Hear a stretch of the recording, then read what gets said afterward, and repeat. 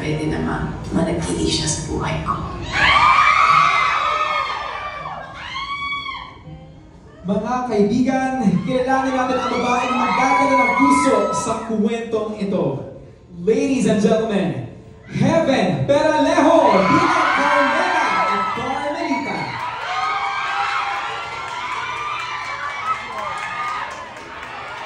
Hello.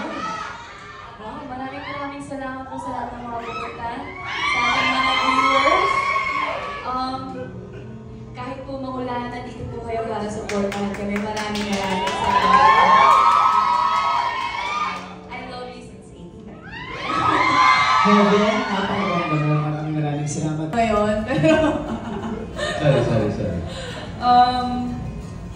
Siguro yung journey ko sa career na to.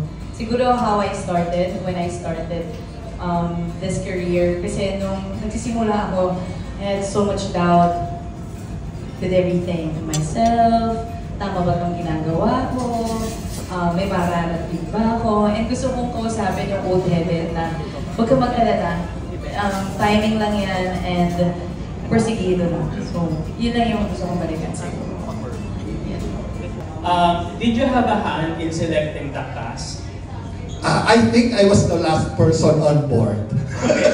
So, I was the last. when you parang nang nalaman nyo kung sino yung magpo-portray ng lead roles, what was your initial reaction? Gusto ko, honestly, simple. I've always wanted to work with Heaven Peralejo.